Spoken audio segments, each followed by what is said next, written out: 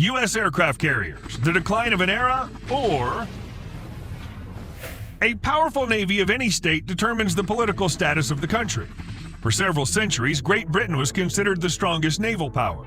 However, after the end of World War II, the United States of America took the palm of supremacy. A significant strength of the country's navy and a national treasure and pride are nuclear-powered aircraft carriers. The United States is the only country in the world with 11 operational aircraft carrier ships. In this video, we'll talk about the current state of the American nuclear-powered aircraft carrier fleet and reflect on its place in today's hypersonic world. The idea of creating a floating runway belongs to Americans, and this is not surprising. Major battles almost always take place far from the coasts of North America, and the U.S. has always sought to control any military conflicts. In 1910, for the first time, an airplane took off from a ship. It was a light American cruiser Birmingham, on which a wooden platform of 25 by 7 meters was erected. After 5 minutes, the aircraft, equipped with special floats, successfully landed on the water. The following year, an American officer safely performed the landing of an airplane on the artificially created enlarged deck of the cruiser. Conducting further research, in 1915 was developed catapult necessary for the takeoff of the aircraft from the ship. And since then, the USA has been the unquestioned leader in this field of armament for more than a century. During this century, their Navy served 18 types of aircraft carriers, starting with CV-1 Langley, converted from a ship carrying coal, and ending with a huge nuclear aircraft carrier, CVN-78 Gerald Ford, which embodies the latest achievements in this field. For its technical performance and firepower, the Gerald Ford is also called a super aircraft carrier. It's the first ship in the world that'll serve on a single reserve of nuclear fuel for the whole time of its operation, which is half a century. It does not need to be reloaded. It carries 90 airplanes, helicopters, and UAVs, including 5th-generation F-35C fighters. 3 of EMAL's latest electromagnetic catapults are used for takeoff, providing smoother acceleration of the planes and a quarter more performance than steam catapults. The enormous machine is 337 meters long, 78 meters wide, and 76 meters high, 6 meters taller than the Cathedral of St. John the Evangelist in New York, and weighing almost 100,000 tons, can accelerate to 30 knots or 34 miles per hour. You bet, because Gerald Ford has 2 unique nuclear reactors, Bechtel A1B 700 megawatts each, or 952,000 horsepower. That's a total of almost 2 million horsepower. Such an enormous power costs $13 billion, but aircraft carriers themselves do not go as they have a rather weak defensive armament and are not adapted for independent action. Therefore, they go to combat operations as part of a carrier strike group. It includes 1 aircraft carrier, 1 to 4 guided missile cruisers, abbreviated as URO, 2 or 3 destroyers or frigates, URO, and 1 or 2 multi-purpose nuclear-powered submarine supply vessels. Thus, the aircraft carrier strike group consists of 6 to 10 warships. If necessary, the number of cover ships can be more. Based on nuclear-powered aircraft carriers are also created fast nuclear-powered aircraft carrier strike groups consisting of an aircraft carrier, 2 nuclear-powered cruisers, 1 nuclear-powered multi-purpose submarine. The total number of personnel of the aircraft carrier strike group reaches 9,000 people, of which 6,000 on the aircraft carrier.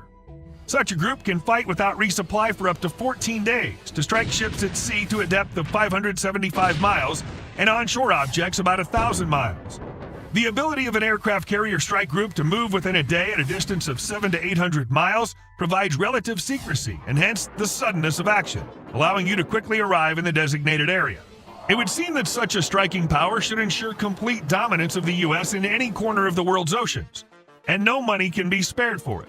According to analysts' calculations, the maintenance of 1 carrier strike group, which has 1 aircraft carrier, 5 cruisers and destroyers, a multi-target nuclear submarine, about 80 pieces of aircraft, and at least 6,700 people, cost the Pentagon a very large figure, about $6.5 million a day. There are 10 such groups in the United States. That's a total of at least $65 million a day. The average cost to build a new hospital in the U.S. in 2019 was $478 per square foot. So a 1.2 million square foot hospital would cost about $574 million, or just 9 days of operation for 10 aircraft carrier strike groups. We didn't take the 1.2 million square foot figure by accident. That's the square footage of one of the leading medical centers in America, NYU Langone Hospital. All of its 6 inpatient facilities are Tisch Hospital, Kimmel Pavilion, NYU Langone Orthopedic Hospital, Hassenfeld Children's Hospital, NYU Langone Hospital Brooklyn, and NYU Langone Hospital Long Island. But it can be said that for the sake of the country's security and credibility, such expenditures are well justified. One could probably agree with that. However, the aircraft carrier strike groups really fulfill all the functions assigned to them in the event of a military conflict. And will they? In 2005, the U.S. military held a special exercise to test the durability of the aircraft carrier USS America, CV-66, which was first launched in 1964. The ship was repeatedly bombed, torpedoed, and attacked by cruise missiles, but all attempts were unsuccessful. Eventually, after 4 weeks, the giant finally sank from the damage it sustained. The data obtained on the survivability of the ship were applied in the creation of a new generation of aircraft carriers. This allowed Talbot Manville, who was one of the leading designers of this aircraft carrier, to declare that instant destruction of an aircraft carrier is possible only with the use of a nuclear strike. But a nuclear strike is a third world war in which there will be no winners. Everyone realizes that. And Biden, Putin, Xi Jinping, therefore a conflict is quite possible in which the parties will not press the red button even in the hottest phase. So can an aircraft carrier be sunk with conventional weapons? It's all relative. In 1941, some 9 days before Pearl Harbor tragedy, there were a number of articles in the American media about the battleship Arizona, extolling its power to the skies. It's clear that up to that time, no one had sunk battleships from the air. Nevertheless, Arizona, during the attack of Japanese planes, received 4 bombs and sank, and to this day remains underwater as a memorial. Of course, the Arizona cannot be compared to the super aircraft carrier Gerald Ford. If we talk about the capabilities of weapons against air attack means, submarines, and surface ships, the forces of the Air Strike Group create a deep echelon defense depth of 220 to 400 miles. For the most complete use of the combat capabilities of the air defense means, it's envisaged that they will be arranged in zones, primarily in relation to missile-prone direction. For this purpose, 3 air defense zones are being formed: long range, medium range, and short range. The forces and means of the long-range zone must ensure timely detection of means of air attack, destruction of aircraft carrying anti-ship missiles before their launch, and prevention of enemy airstrikes by destroying reconnaissance, electronic warfare, and guidance aircraft. The long-range zone uses long-range radar detection aircraft, radar surveillance ships, combat air patrol fighter planes, and medium-range surface-to-air missile systems of anti-missile barrier ships. The middle air defense zone must ensure the destruction of cruise missiles and aircraft attacking the main forces of the compound. It includes short-range ships and helicopters, Prowler electronic warfare aircraft, anti-missile barrier ships using anti-aircraft missiles, electronic warfare equipment of the main force ships, and anti-missile barrier. In the close air defense zone, anti-aircraft self-defense firepower and electronic warfare means are used in the interests of individual ship cover. The aircraft carrier is directly covered by at least one USS cruiser. To reduce the effectiveness of airstrikes, the main forces of the compound operate in dispersed orders. 2 or 3 tactical groups and false orders are formed that are equal in terms of demasking features. In duty mode, the air cover of the carrier group is carried out by a group consisting of 2 FA-18 Hornets and a Hawk long-range radar detection aircraft, which are located at a distance of 60 miles from the center of the order. If an enemy is detected, another pair of fighters immediately takes to the air, and along with the first, they move out toward the enemy, 180 or 200 miles from the carrier. The group barrage is perpendicular to the direction of the threat. Hawkeye, by radio-electronic radiation, determines the exact bearing of the target and begins to approach the enemy. At this signal, other fighters are launched from the aircraft carrier to intercept the air threat. The air defense forces are controlled by the Aegis Combat Information and Control System. This system provides a collective defense of ships, allowing them to intercept almost all modern means of air attack, including ballistic missiles. The Aegis system detects and escorts 250 to 300 targets simultaneously and directs up to 18 anti-aircraft missiles at the most dangerous of them. Deck-based fighters and long-range radar detection aircraft can also be used in repulsing a strike. The decision to engage targets can be made automatically. Standard 2, SM-2, and more modern Standard 3, SM-3, anti-aircraft missiles are used as the means of defeat. The aircraft carrier is also protected from attacks from the sea. The main means of anti-submarine defense of the Aircraft Carrier Strike Group are S-3A Viking anti-submarine aircraft. They patrol at a distance of up to 185 kilometers from the aircraft carrier, making shuttle flights from the center of the group and back in the direction of the likely appearance of the enemy.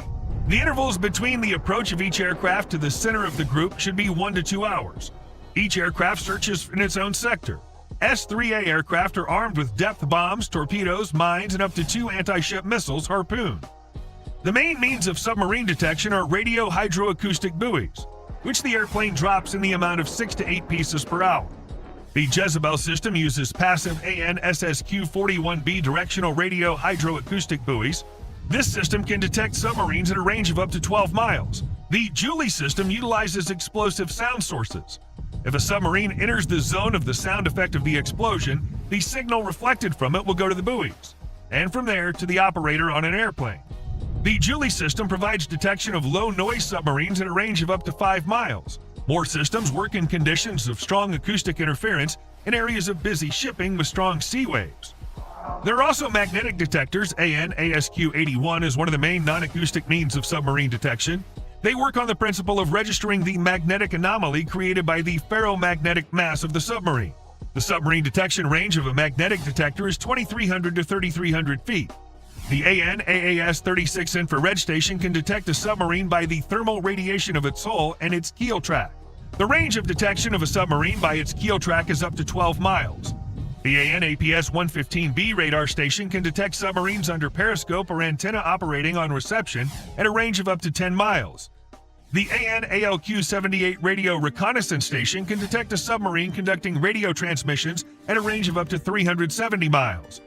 Also used in the sea defensive are submarines. They advance 45 to 100 miles on a course from the center of the marching order and can detect enemy subs up to 60 miles away. Sabrock torpedo missiles and homing torpedoes are used to engage enemy subs. Close protection forces include helicopters and surface ships. Their main task is to prevent torpedo attacks by enemy subs. The range of detection of submarines' close protection is up to 45 miles from the center of the order. As you can see, getting close to the aircraft carrier is very, very difficult. But it will be attacked not by light Japanese piston aircraft Nakajima Ki-43 Hayabusa and Nakajima Ki-27, but by much more formidable weapons. What will counter this American might? China and Russia are the main rivals of the United States, and it's no secret. What weapons do they have against aircraft carriers? Let's start with China. This country has an extensive arsenal of weapons to destroy U.S. aircraft carriers.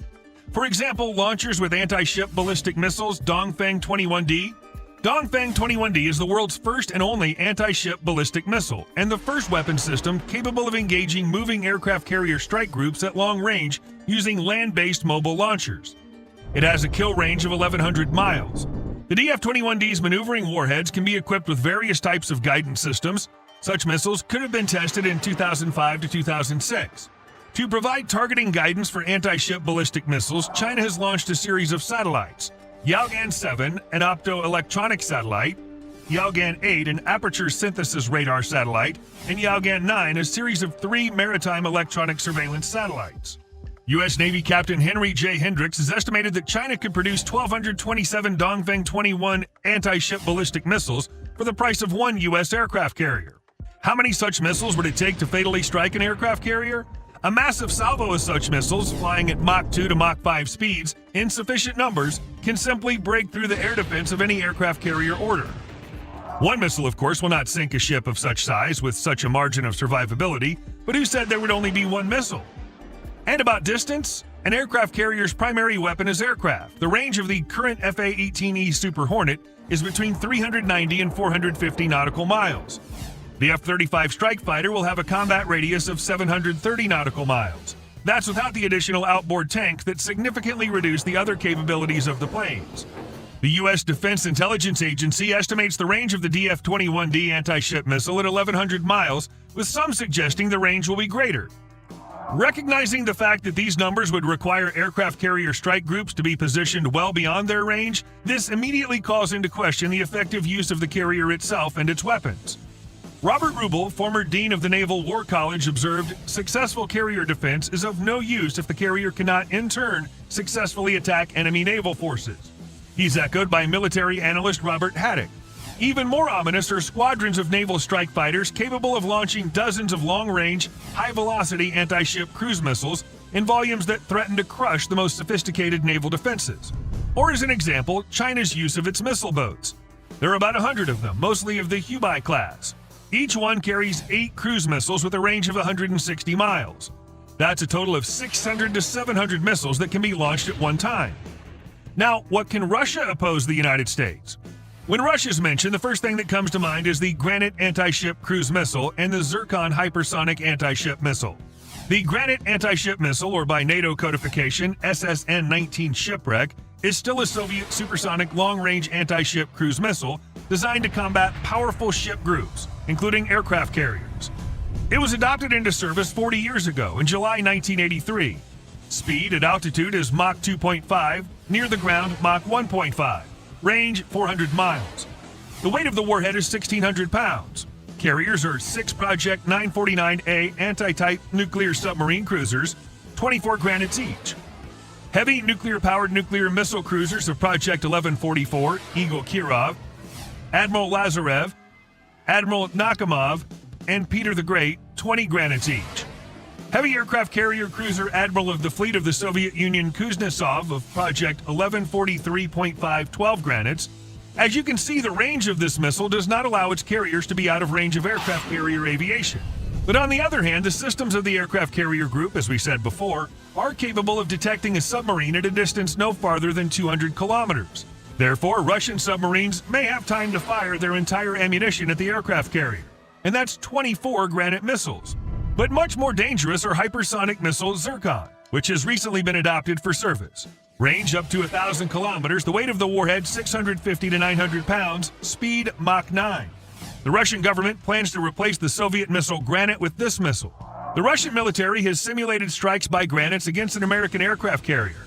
Calculations show that 1 to 2 hits will restore the aircraft carrier to full operational capability within a few hours. Catapults and air finishers are functioning, although not all. 3 to 5 hits of Granites, the carrier will be able to regain partial combat capability and will require serious repairs at the base. More than half of the air wing is gone.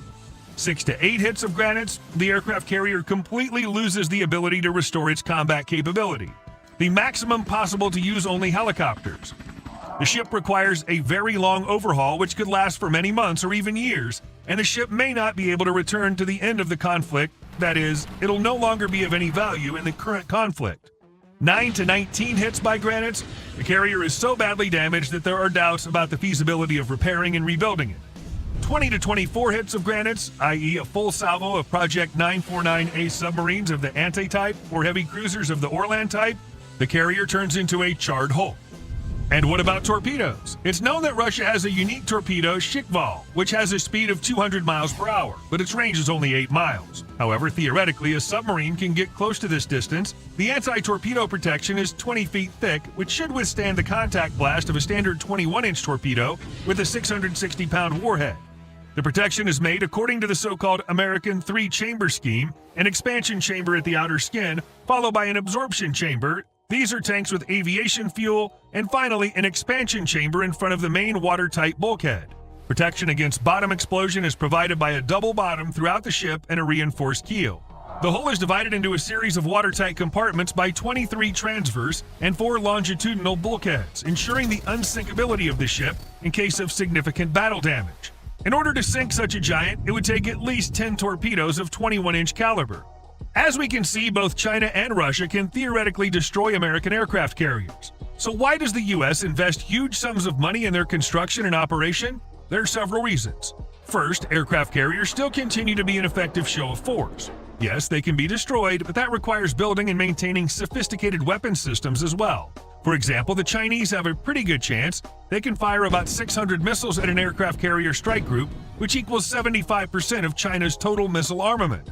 However, this would create a dilemma for the Chinese military.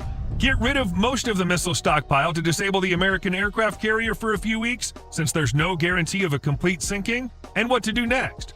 There will be no more missile weapons left for other battles, so aircraft carriers remain a lethal type of weaponry, drawing significant enemy forces to themselves. Another thing is that, in our opinion, the US does not need to maintain 10 aircraft carrier groups, which devour a huge amount of financial and production forces. Many experts in the US believe that the weakest point of the US Navy is that the fleet spends money not on acquiring new weapons, but on maintaining the old ones. And this is a dead-end way. It's not by chance that in the US there are more and more frequent voices about reducing the number of aircraft carriers. The most frequently mentioned figure is 4. That's how many aircraft carrier groups are going to be mothballed. Let's summarize briefly. Despite the emergence of hypersonic weapons, aircraft carriers continue to be a formidable force, forcing opponents to attract significant resources to counter. But now it's no longer possible and expedient for the US to have 11 aircraft carriers. Their numbers should be reduced in order to free up funds for the development of advanced weapons, the same hypersonic missiles in which the US is still behind Russia and China. What do you think about the future of aircraft carriers? Write in your comments below. If you enjoyed the video, give us a thumbs up as a reward for our labor. Also, please don't forget to subscribe to our channel. There are many more interesting videos about modern weapons ahead. See you soon!